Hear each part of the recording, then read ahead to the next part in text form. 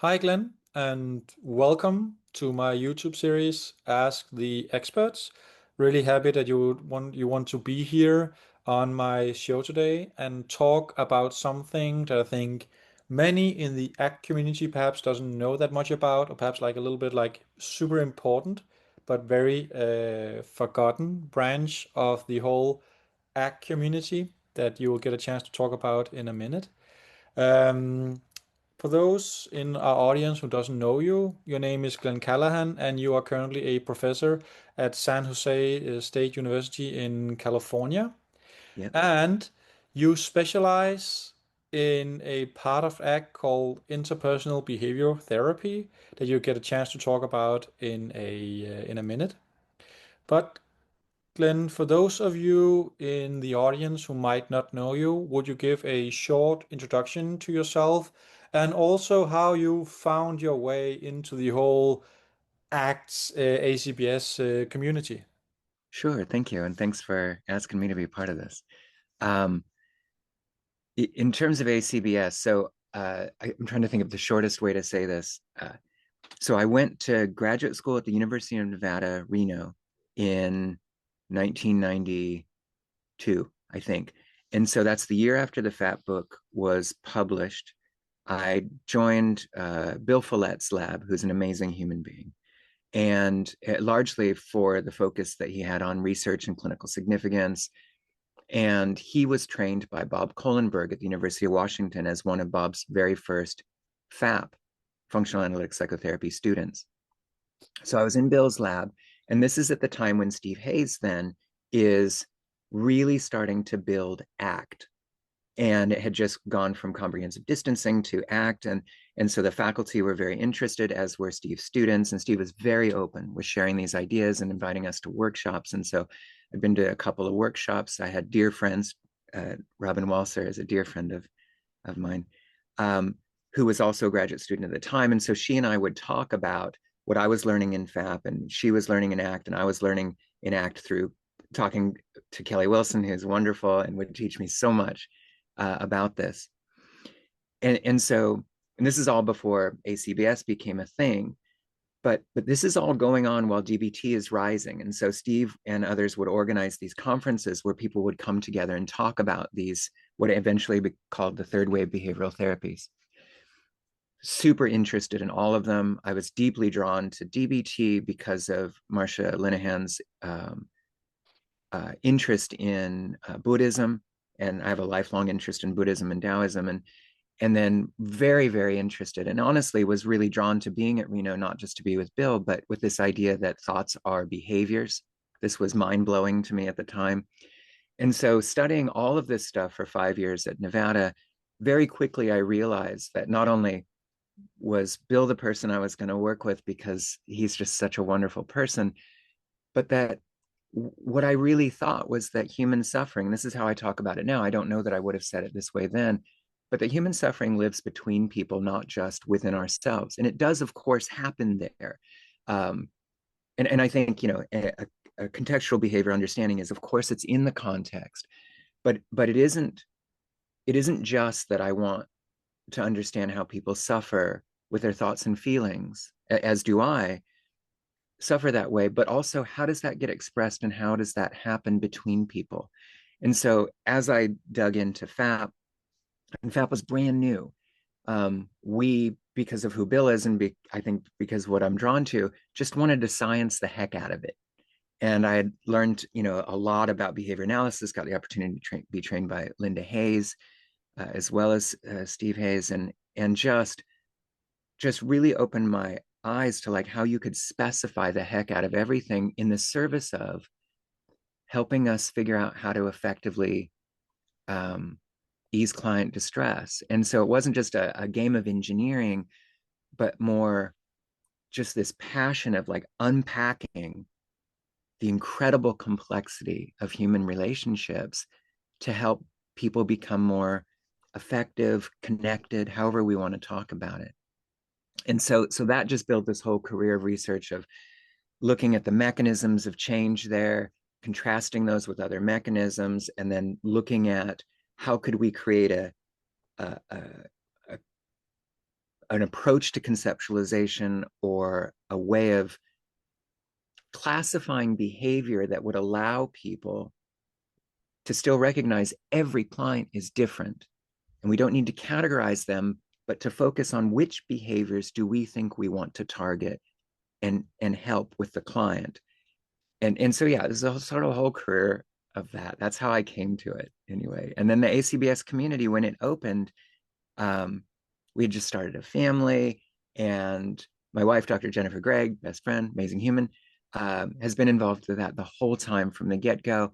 And at different times, I would kind of drift in and out, and then eventually realize that that is my home. When ABBA, for a long time, ABBA was my place, Association for Behavior Analysis, and the reality is like it drifted towards its own important focus, and then ACBS in the last, especially the last 10 years, has been nothing but open and interested in the ideas that I want to share. And yeah, it's just been an amazing community. Yeah. And I like what you said about suffering is not just something that happens inside of you, but it's something that happens in between individuals or in between people. Yeah, Would you mind elaborate a bit on that, or perhaps say a few more words about that? sure. And the important thing that I would want, so it's that expression like when you're a hammer, everything looks like a nail. So for me, like it's always about interpersonal stuff. And the reality is, of course, everybody struggles with their own, pain of the past and the fear of the future and all the verbal stuff attached to that, our own emotional experiences that we don't understand or are gripping or tightening or constricting or whatever. All of that is, of course, in that context. And then the idea, I think for me, how I think about that it lives in between us is from a real pretty hardcore behavior analytic or functional contextual position. The only way you know something is happening for another human is when it gets expressed. And it's not to say, of course, you and I in this moment have a private experience, but like we know about it and operate on it or work with it or respond or react to each other because it's actually in the moment between us. And so what that invites me to in this kind of framework, the way I think about things, is that the unit of analysis can, of course, be the individual or the individual in the context. But another unit of analysis, I don't think we actually have to shift level. We're still at the unit. The unit can be the two people interacting. It's two people then in two roles. And so always I am behaving towards you and responding to you, and always you are doing the same. And that gets really complicated really fast. But it starts to actually point to, oh, there's really important repertoires here. And so of course your experience is important, but also as you express that, or I express that towards you, you would respond to it. And and as you respond to me, I am behaving back towards you. And so you realize this behaving towards, responding to, and I'm not saying anything people haven't already figured out in the world, but that actually can start to point to, is that where some of the repertoire problems could be, or the skill difficulties could be? What if I behave towards you, but the way I do it, you're like, I don't know what you're sharing. You can kind of empathically, like, I think you need something, but I don't know what it is, or I think we just dropped into conflict. And so there's a lot of discriminating, not in the more kind of old school behavior analytics sense of a discrimination is kind of a meta phenomenon of, something got oriented to and a response followed, but more like an active verbal process of, right now I'm noticing this, I'm discriminating, I'm discerning, and then I emit a behavior on top of that. Yet, so these are chain behaviors. I engage you, and then I actually would need to discriminate or notice how that impacted you. And that's where I think things can fall apart. That's where I think suffering can happen. I don't know if that makes sense, but I think it's this dynamic process that would lead to difficulties. I think the other place, if I can say that it comes from, is after this really wonderful kind of arc of a career, getting to think about human beings and human struggle and trying to be helpful with that is, and I don't, again, I'm not going to say anything people haven't already said, is that humans were born to think and born to connect. I think that is this species, right? And so people talk about where the thinking comes from and the history of pattern detection and sort of the big brain that evolved with that. But I do think deep buried inside this species is the need to connect. And that, of course, then would be where the suffering would lie. We don't know what to do with these thoughts and the emotions that evoke the thoughts, or vice versa, or are connected or entail. And also that we know we need to connect. There's a whole literature, a massive one now, that says social disconnection is a huge source of suffering for people, but we actually don't know how to do it. And it's ridiculously complex sometimes. And so if suffering can live here because of this part of our evolutionary history, would it also not live here? And wouldn't an intervention then ultimately be both? Right. And so this is like the whole pitch we've made for years of ACT and FAP, and this idea of combining the intra and interpersonal. Yeah, and what I like about it, especially like you said, like, okay, we're born to connect. I think it's also like a very powerful statement. But what I like about like the whole Fab movement, or that whole part of the ACT ACBS community, is, at least here in Denmark, many think that we talk about when you say that you are a behavioralist. Many here in Denmark think, okay, we only talk about what's happening on the inside, and we just like everything is just like stimulus response, everything. But we also talk about like intrapersonal behavior, and that Right. is very, very important. Also working with ACT. And that's also what I like about Fab. And I was introduced to it back in 2015 in Seville. So, would you very briefly just tell us a little bit about what is the main theory, or what are some of the main principles about Fab? And then afterwards, you can talk a little bit about the part that you specialize in, like IBC, interpersonal. Sorry, you can say it better, Yeah. but let's talk. No, Let's for talk a little sure. bit about like Fab, and then where you are at right now. Yeah, absolutely. So, and I appreciate you raising that because I forget I live in this sort of bubble of, these functional contextualist clinical behavior analysts. And so, like, of course, like thoughts and feelings are, they're ultimately behaviors that are emitted and they sit in a context, they're driven by that context. And of course, they're absolutely important. I always think there's no way I'd be a clinical behavior analyst if we didn't get to talk about thoughts and feelings, or be able to talk about how we could affect those, that it isn't just this stuff stimulus response outside. That would be ridiculous, um, ridiculously boring, I think, and it wouldn't really map onto the richness of psychotherapy. So part of this, I think, relates to how I initially connected with FAP, is that it brought the real value of looking at, in particular with FAP, what's going on between the client and therapist in session that would allow change to happen. And so, there's a long history in psychotherapies of focusing on the intrapersonal experience. And then those that did emerge in the history of psychotherapies that would allow this focus on the processes between client therapists, like transferential and countertransferential relations, that were really valuable because they were drawing an attention to that interpersonal process between client and therapist, but from a very particular set of mechanisms, right? And so here comes FAP in the early 90s, and it's saying, like, we can talk about the relationship, and in fact relationships are really, really important. We can help clients create really effective relationships by, instead of talking about past processes, or theories of attachment or things like that, actually just talking about shaping repertoires. And so the goal then, as I understand, as a FAP therapist and trainer and all that, someone who's been around that for a really long time, that from a FAP perspective, what we're doing is we're recognizing that client behaviors that occur outside with others would also occur inside the room with the therapist.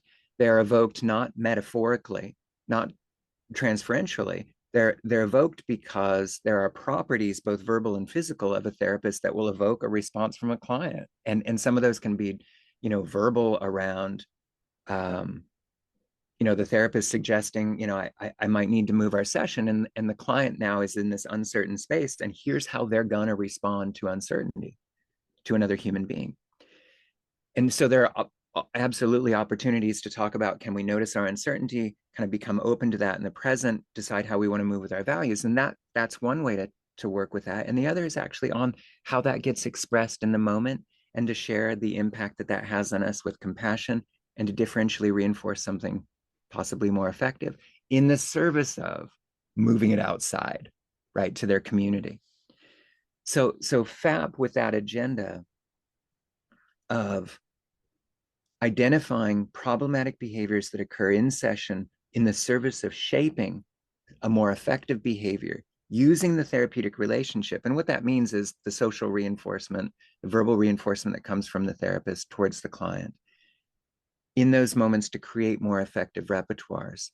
Um, I think that's largely FAP in a nutshell. There are rules for FAP that I can never remember effectively, but they're functionally that our job is to watch what goes on in session, um, to look for opportunities to respond to how the client is behaving towards us, understanding that their behavior, of course, would topographically look different than outside, but the function, how does the function impact us?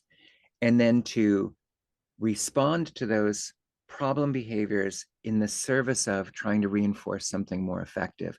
And the key of all this, and this is probably saying this in too much of a broken way, but the key is that we're going to just differentially reinforce steps, baby steps, right? Like successive approximations towards more effective repertoires.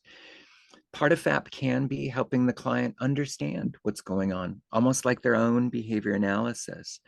Um, and then one of the main goals, and where I've really gone in my own personal journey with this stuff in the last decade, is also that it's important to figure out how to generalize those changes that happen in session to the community. And part of what I've become interested in is noticing in the behavior analysis literature with problems like autism spectrum disorders is even in the 1970s, some of the early researchers realized that generalization doesn't really happen the way we think it should. And I think if you take a step back, you realize kind of why it wouldn't, because the contexts are actually wildly different. And in fact, they would evoke multiple repertoires that you didn't work on in therapy. And so what I've moved towards now is very similar to using kind of this framework of thinking about the dynamic interpersonal interaction and to use those initial principles offered by FAP of like, this is ultimately reinforcement.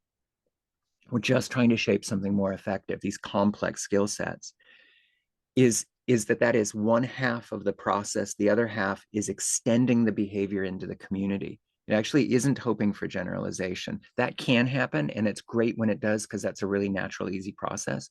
But in fact, what we're doing is we're helping the client identify opportunities where they could practice behavior that would be lower risk than other opportunities, and to identify people who may more likely reinforce emerging repertoires. There's no guarantees on this, but the idea is if you and I are client and therapist and I'm working with you on some repertoire, I can't just assume that that's going to keep going.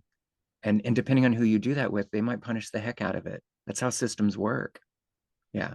Yeah, I think in schema therapy they call it limited reparenting. That sometimes, I mean, the client, the therapist can be kind of like become the sandbox mode, or the person where the client can practice a more flexible behavioral Yeah. repertoire. And was really was like it was so simple, was like a massive eye opener for me. Was I think when Rob he said that Bob Kohlenberg, for those who doesn't know him, Bob he said that the where the client is struggling or where the client is rigid, that will at one point show up with you in therapy. And it's really important that you catch that, and then you try to shape a more flexible behavior. And of course, like in an ACT term, like flexible behavior would be what moves you towards your values. Exactly. Could you Yeah. give us some examples of what that might be like in client behavior? Perhaps just for our listeners, like what could be examples of like rigid pattern that would show up outside therapy, in therapy, and how you might work with that in the therapy room? Yeah. Well, I appreciate you asking that. And I think, and so the warm up to that I would say is, what we're looking for in therapy is the function of the behavior. So FAP was named perfectly. I mean, the acronym is terrible, but functional analytics. Just so we're clear, it wasn't terrible in the 90s. Functional analytic psychotherapy, the functional analysis. So the language that I give, because of the way I was trained in clinical behavior analysis, is that there's this distinction between functional analysis and functional assessment. For some people, there's no distinction, so we don't worry about it. It's esoteric. So what I tend to use is this term functional assessment because it's a little bit more down and dirty. You're just going with what you've got. Functional analysis is really a pretty amazing, powerful thing that's demonstrated empirically ultimately. Anyway, we'd be looking for the function. So if we say that the function of a client's behavior is that they, let's say clinically, in terms of a problem, that they may not be able to get their needs met from somebody, that's the outcome. And so you realize, well, what we would want is a more functional repertoire of being able to get their needs met. And so I think about, that there's this repertoire of asserting that, of course, for you and I could look so differently in different contexts, so wildly different. In some contexts, to do it a little bit more subtly. In other contexts, you do it directly. Like, I need X from you. And even for certain things, I need a ride to the airport versus I'm just really struggling. Would you be willing to listen? And that's a request for I think, support or presence, right? And so if we say, okay, what is the challenge the client is having? And now the way I'm going to start to talk about this is using a framework, this interpersonal behavior therapy framework that we can talk about more later, but the language inside of that would say, ultimately, what we want clients to be able to do is behave with intention. This is not dissimilar, I think, from ACT's way of talking about intention, but the unit of analysis will be slightly different. And so the intention is, in this moment with this person, what do I want to happen, right? And so if we said, the client's really struggling, and we notice they're really struggling, that they don't seem to be getting their needs met, that's going to come up in session. And that intended function, I don't even know if we're allowed to use that phrase, but I'm using it. I'm going to get in a lot of trouble, I think, because intention is really mentalistic or whatever. Anyway, so there's some intended function, and the client isn't getting what they want. And so what I would want to look for in session is, how does that behavior appear for the client? This is weird because we're talking about the absence of a behavior, but under what conditions would they want something, and what happens when they go to assert? And so you can imagine one of the places to start is their style of asserting is really rough.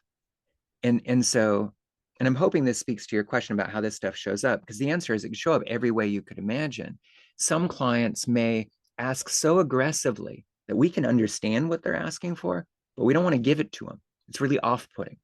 Whereas some clients could also ask so indirectly, like, I was just wondering, next week we have a session, but I don't know. And you're like, it seems like you want to ask me for something, right? Like, and therapists see this stuff all the time, right? I heard a story recently of a therapist who was late for a session, not terribly, but a little bit late, to a client who could not tolerate that. And the client came in, was all over the place, and the therapist knew they were upset and knew they wanted something, but didn't know how to respond. Partly because they were late, they probably felt a little bit guilty, but also like we see this stuff go on. And so the goal then is to figure out, okay, right now, something's happening with the client. What do we think their intended function is? And sometimes you can just ask the client, like, right now, whether the client's so indirect, we don't know what it is, or they ask and we're not even sure what they just said, or they refuse to ask, or they yell. I mean, all these different topographies that have this function. And we can say, right now, in this moment, what do you want to happen? Like, I can feel something. And we could even say to the client, like, I think you need this, but notice, if we do that, we've actually given the thing to them without building a repertoire. Does that make sense? Yeah. I don't Yeah. know if I'm going off on tangents, but that's the centerpiece of what we would be shaping. But notice that it's surrounded by two other skills. This is what I call like noticing skills and doing skills. And the noticing is, do they even know what they need? Right? Because you and I as humans, like we don't even always know what we need, right? Like I might be spinning off around something and my partner might say, um, do you know what you need right now? Which is a really like, take a breath. I don't, but I'm unhappy, like, and so, but that's at least it's a starting conversation rather than me like, oh, closing cabinet doors hard or something like that and being all happy puppy. And and so we might ask the client, do you know what you need? Is this a place you could ask? And for some clients, even in this sort of functional analysis or functional assessment of what's going on, we've got the repertoire. The repertoire isn't getting to sort of the intended function, but do they have a repertoire for discriminating what it is they need, under what conditions they could ask, but also why they would ask? Because imagine histories with clients that were so punished, the behavior was so punished for asking, that the answer to is like, is there ever a time when you should or could ask for what you need? The answer is no. And you realize that's a repertoire to build. Does that kind of make sense? Yeah, it makes sense. And Yeah. also it what I like about the functional analysis is it's also very human and it's a very compassionate way of responding to clients' problems. Yeah. Like, okay, it makes sense for me that you have a hard time asking me for something Yeah. because perhaps when you were a child, you were punished for asking for something. So you did what you had to do back then. Yeah. You can't It's, like survive. That behavior was shaped, yep. but that behavior is causing trouble right now. So you and I will see if we can reshape it and Yeah. make it more like a more flexible behavior where you are at right now in your life. Yeah.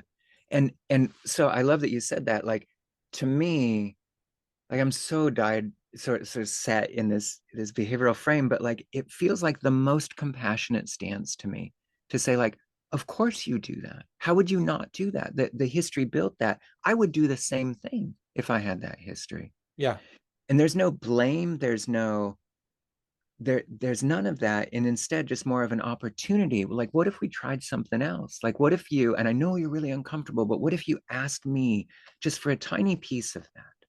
What, just like took a risk? What if you tried that? And maybe the client does a piece of it, and we're going to kind of dial up the reinforcers early, right? Because ultimately we're trying to build something. It's like, oh, I really appreciate that. Yeah, let me try to get you that. Let's do that. And so we're trying opportunities to reinforce, noticing over time that now they've got a little bit of it. They're going to have to do a little bit more to get that reinforcer. And it's not that we're withholding, but more like that's how we shape things. Like if we're trying to learn to hit a small ball with a small stick, it's not going to happen right away. It's going to be a whole bunch of approximations and small little reinforcers that come in on the way. yeah. Yeah. And that brings us perhaps a little bit to the next topic, something that I'm super excited about, the functional analysis. Once again, it's so simple, but sometimes the best things in life are really, really simple. So I remember like my first workshop when we talked about like the functional analysis in Seville. Where I think the example they gave was like if you have a client who for his or her entire life had issues like asking for something, kind of like assert themselves, and to actually come and ask you for something or perhaps say something that you are unhappy with. Like a functional analysis perspective would say, so the client's actually making progress now. Yeah. Provided provided the engagement in that assertion was effective to get them what they wanted, that it was naturally reinforced or at least reinforced in some way. Yeah, Yeah. that's it. So would you say a few words about what is a functional analysis and how do we use it in therapy? Yeah. And so so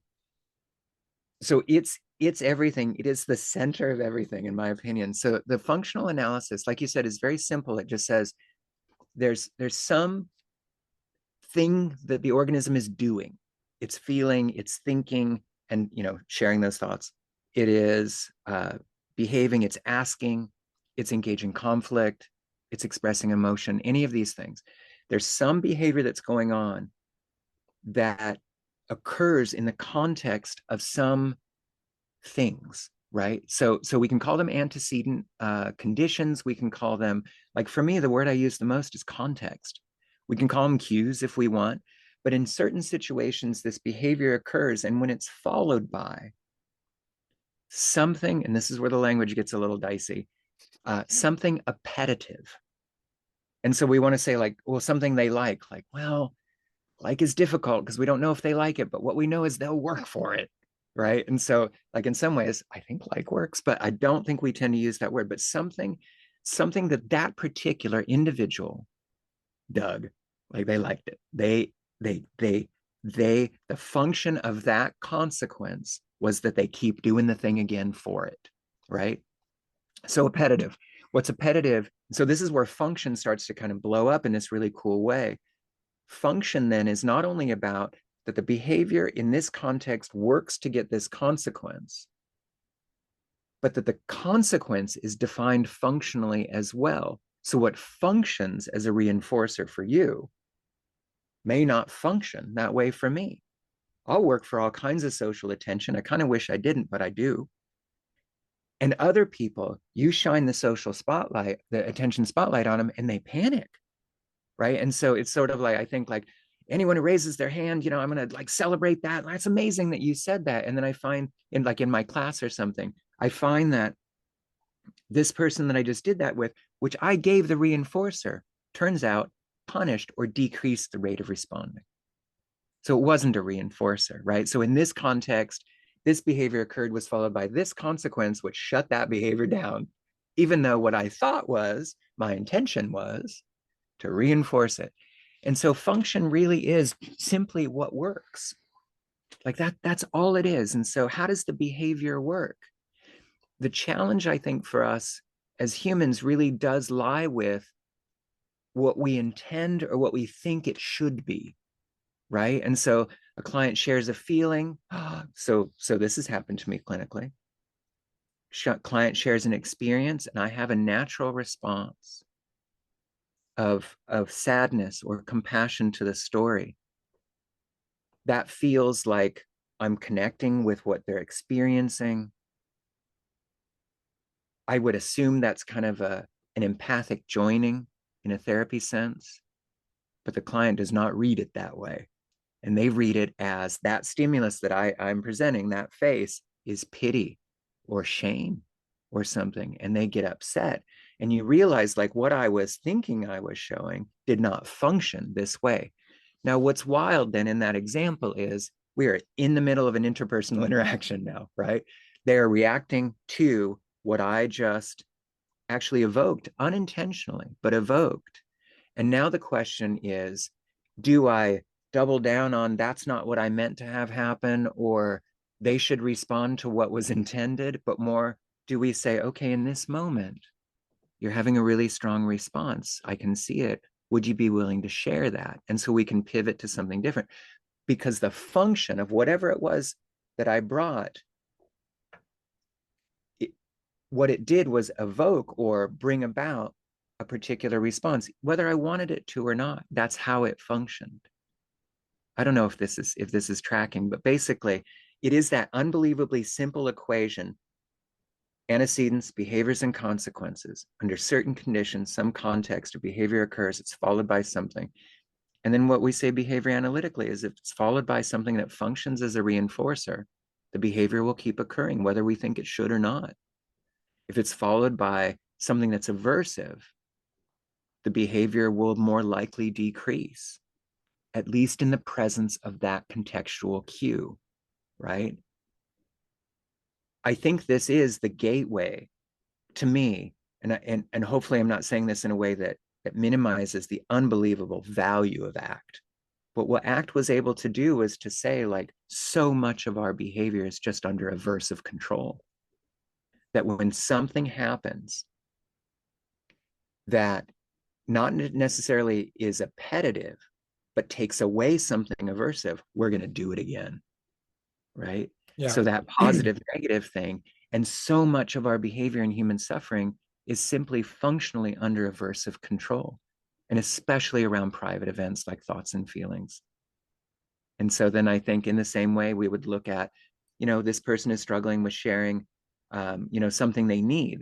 They're struggling with sharing a request. And it could be that they don't have the repertoire to express that. And it could be that they're so afraid to express that they just would rather retreat. And that's what their history tells them. Yeah. I think from here, if I can drop this in, because I was so fortunate to be exposed to ACT, I've gotten trainings and for sure have talked to these really amazing people about it, is I realized like, oh, absolutely, that's going to happen when people don't want to share a feeling or a thought or um, something they need when they're engaged in conflict. They're going to retreat. They're going to be afraid because that's our histories. Absolutely, it would be incredibly valuable to help people learn to make contact with that experience, to give them skills to not have to retreat, but to be present to that and then move towards the appetives, to move in the direction of their values. For me, then, like, that is such an important part of the story. And with no disrespect, it's still only half the story. The other half is how you gonna ask. Now, if you don't have a history of knowing how to ask, I'll bet the way you're gonna ask is gonna look weird. And you don't say that to the client, right? But we also want to build the repertoire of engagement, not just the repertoire of experience, but of expression. Yeah, so actually, how would you ask for something that you need? We will Yeah, help the client build on that. yeah, Yeah. And especially also like you talk about context, because context sometimes is a little bit overlooked yeah, in ACT or in behavior in behaviorism. At least that's my experience when I supervise psychologists. Sometimes we forget like we're context based as well, and that the same behavior can have completely different responses, like depending on the context. So you might do one thing with one client, and the client would respond really well to it, and you do the exact same thing with another client, yeah. and that client doesn't respond to it. So like, yeah, being flexible That's in the it. context and also shaping that in clients. Like ACT is not only like about, especially like it's not only about like mindfulness, but also shaping context sensitivity. Yeah. I think that's also where but like functional analysis is super important. And you're right. It's both. It's the definition of functional analysis that it's bound to the context because of the contextual or antecedent conditions, but that we as regular operating humans do move past that pretty quickly. I think partly because context is so complicated that what we want to do is find, if the client does X, I will do Y, right? And you think about like all the criticisms, and I'm one of the people who levy these like against the DSM, is it's so decontextualized, and it can't be that that behavior is always the problem. And then we might do the same thing around something like repertoire problems interpersonally or experiential avoidance. Oh, there it is, and we've got to do this. I think great therapists, stay in their integrity, and they keep bringing themselves back to this particular context, but it's hard not to be pulled away from the context to, oh, I know what to do. I think that's kind of gives us a sense of competence and confidence and things like that. But what you said, I think, is so valuable, that the whole game is about flexibility and sensitivity. When I look at how I understand, not from an outsider's perspective, but not a deep insider's perspective, of the importance of, I think, what ACT will call psychological flexibility. For me, intrapersonal flexibility. Can you, in this present moment, make contact with the experience you have? The way I was trained in the older days, which I don't think they'll talk about this way, but I still love, is with that experience, not for what it says it is, but what it is, which is probably unpleasant or difficult. And then in that, move forward in the direction of your values. That's the flexibility. Can I, instead of just reject, broaden? And so then I think, if that is part of the equation, the other part of the equation is interpersonal flexibility. That would be exactly what you said, which is you'd be talking about broad generative repertoires that a person would have multiple ways of doing things, not just the one when they need something or when they're in a fight, that they blow it up or go after or retreat, but broad ways of doing things with generativity, ways of trying new things that they haven't tried, but also with sensitivity. So, flexibility or variability with sensitivity, where there are times when you and I need to really notice the context more and not just react. Or we just react, which is really what most human behavior is. We just react and then we realize that didn't work. What did I miss? And then you try to turn up the dial on sensitivity in the same way that once I behave in whatever that expression was, that there are times when I really want to read you and get a sense of like, how did that land? And other times when I'll get a sense pretty quickly and just keep responding. But that sensitivity has to vary. Yeah, that it's really, so what we think about with interpersonal flexibility is variability and sensitivity, that the repertoire has to move, but also those repertoires of noticing both the antecedents or the context and the consequences have to sometimes be more or less flexible, or not flexible, sensitive. That there are Sensitive. times where really like, I can see that you're bothered by this, but I need to tell you where my boundaries are. So it's sort of like, yeah, I can be more sensitive to, you look kind of upset about this, but I'm going to proceed. And other times we're like, oh, I started to say this, something's going on. Can you let me know what's happening? Does that make sense? We're dialing that sensitivity up and down. Yeah. Yeah. And that also as therapists, we keep in mind that we should also be flexible and adapt to the client that we're sitting in front of. Yep. Yeah. They're all snowflakes. I think that is the most, I know it's a terrible thing, but I really do think that like the most respectful thing we can do for a client is to appreciate who they are with their unique intersecting identities and the richness of them. I don't know. I've always thought this, but I don't know if it's because that's what I want. But either way, like that's what then requires the flexibility. You are unique. You're not a depression case. You're a person who's experiencing sadness in this particular way with this particular history. Like you are the spectacular uniqueness. And so as we bring, but the cool thing is, as we bring principles to understand those, like the principles are, you do this because of a history of reinforcement and punishment. But the unique application of those principles to you, that requires the rich understanding. And then of course our behavior according to that understanding. Not like everybody has this problem because they have the same exact history of aversive control. Like principally maybe, but their unique experience is different. And then our strategies and how we approach them should be equally flexible. That is a very compassionate and very it seems like a very it's a nice way of meeting your clients that like appreciating who for who you are. And I agree about especially with many like DSM-5 and ICD-10 as we use here in Denmark. Yeah. You're right, it doesn't really take context into No, consideration well, when and it we comes from a model that didn't need to, right? So like my bacterial infection in a wound doesn't matter if I'm here in California or with you in Denmark. Like it's a bacterial infection. And so when they created that system, and just dropped anchor on it and like just said, this is the only way to think about it. You're like, of course it's going to be decontextualized.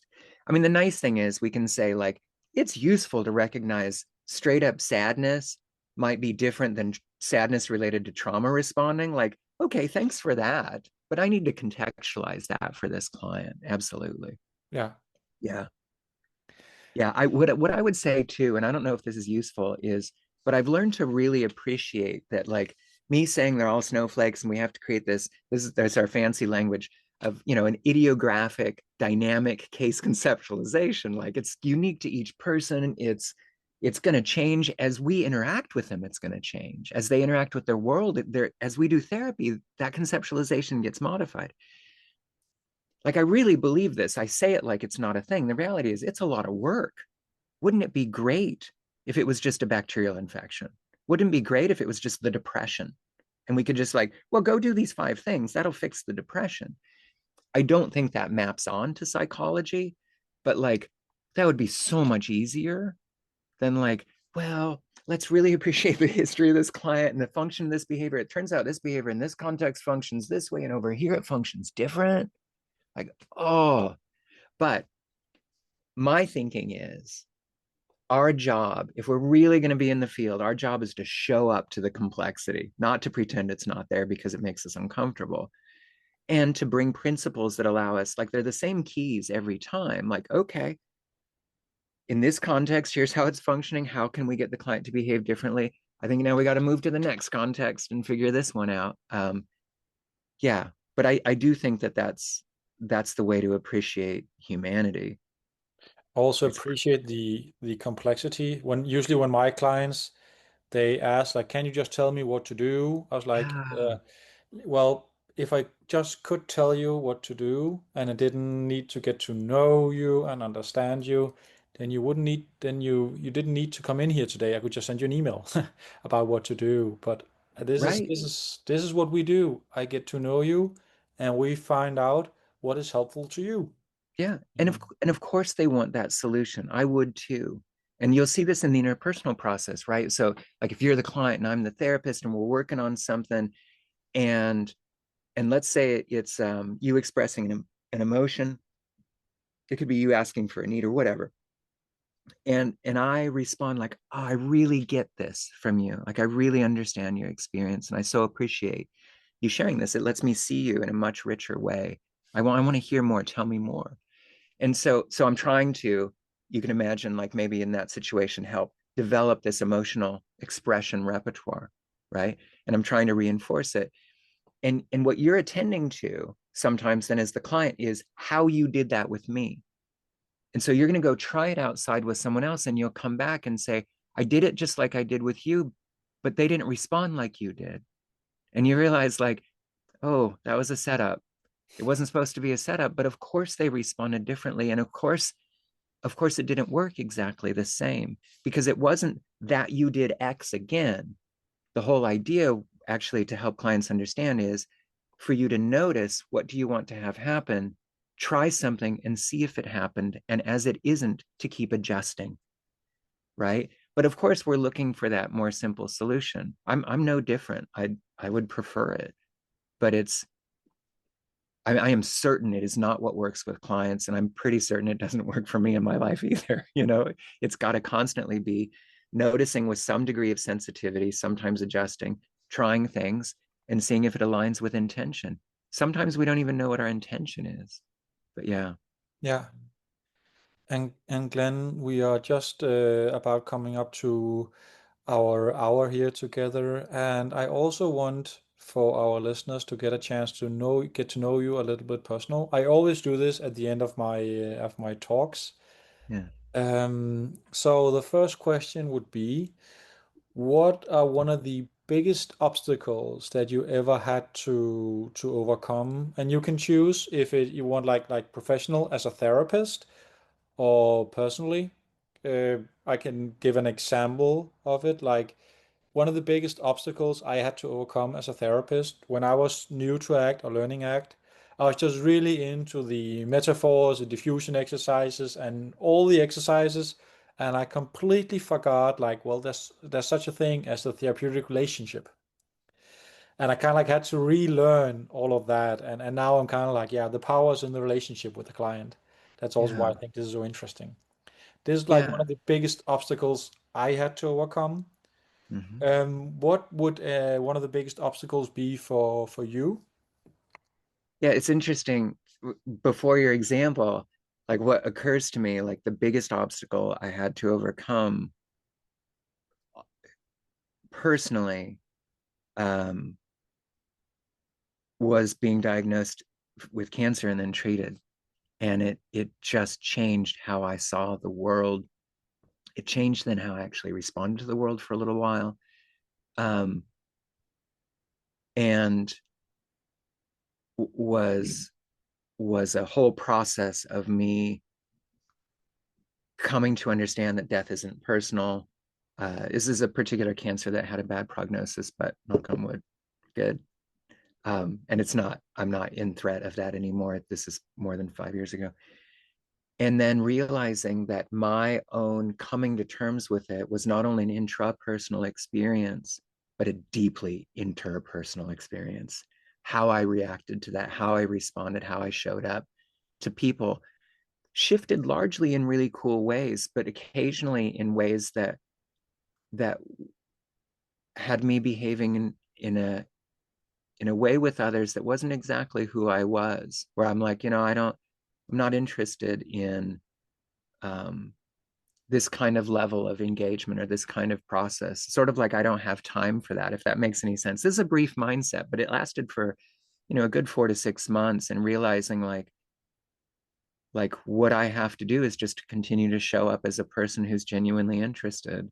And and that means sitting through boring meetings, and it means having really deeply connected processes and things like that. So that's sort of what occurred to me. But I think what's probably more on par for this is early in FAP training. I was very, very hard to read. That's how I grew up. I grew up in a very particular family. This is not uncommon with families, but this is the particular family I grew up in with, which really, like, if there was a rule that was put up somewhere, which there wasn't, it's if you have a feeling, go ahead and push that down. And if there's not room, push harder. And so that family, with me being raised in the era that I was, in the part of California I was as a male, very gendered up, as like we don't talk about feelings and stuff, and being deeply interested in feelings, like I was a psych kid, college, grad school, like that was my thing. And then trying to relate to clients in sessions, sort of like you were saying, is the interpersonal relationship. And Bill Follett, again, just the most amazing human, he said, so clients can't read you, and I'm like, I don't know what that means. And he's like, you don't give away much. You, in the metaphor, is playing your cards like a poker game close to the vest, like very, I don't know what that's, poker face. I don't know what it is. And so he said, you need to really work on showing what you feel. What does that mean? That's crazy. I don't know what that means. Like what it means is this, how we're talking with each other. But like that's not an instruction set. He said, I want you just to attend to what you feel and think about your face and think about whether you're expressing that and look for feedback. This is like a 2-year process. And I just, so we're clear, I don't think I was robotic, but what I wasn't was animated. And what you need, I think, in social engagement with clients, if they do something really cool, that part of how we respond is like, that's really neat. And you would show that. It isn't just that's really neat. In this very, maybe I thought I was being very professional. I don't know. And so what he wanted was more of me in the room as a warm human. And that was really hard.